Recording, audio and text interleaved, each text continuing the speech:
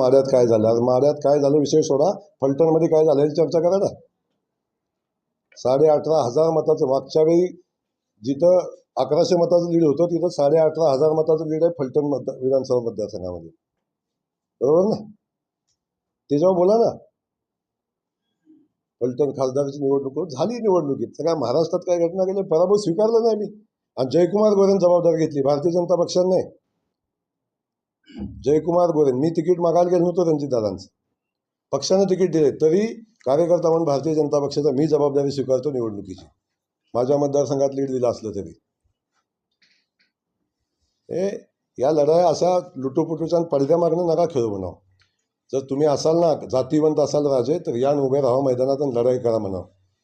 गेमा काय करता, एका पक्षात राहता काय, दुसऱ्या पक्षाला मदत काय करता, शरद पवारांना काय भेटता, अजितदादाकडे काय जाता, पुन्हा पक्षाचे पैसे काय घेता, पक्षात आहे म्हणून काय सांगता.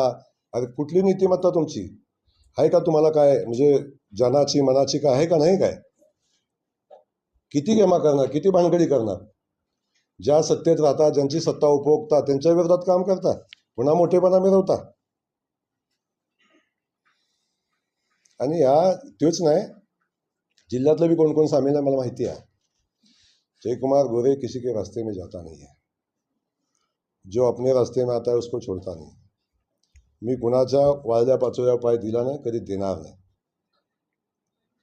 पण जर मी माझ्या मार्गाने व्यवस्थित चाललो असताना, कुणाचंही काही चुकीचं करत नसताना जर मला कोणी करायला लागलं, मी अन्याय सहन करणारातला नाही. मग बलिदान झालं तर चालेल, पण मी शरद पवार पुढे झुकणार नाही. मी या प्रस्थापितांच्या समोर झुकणार नाही. मी माझी लढाई लढणार आणि जे काय असेल ते लढाई लढून जिंकणार हे 100% सांगतो.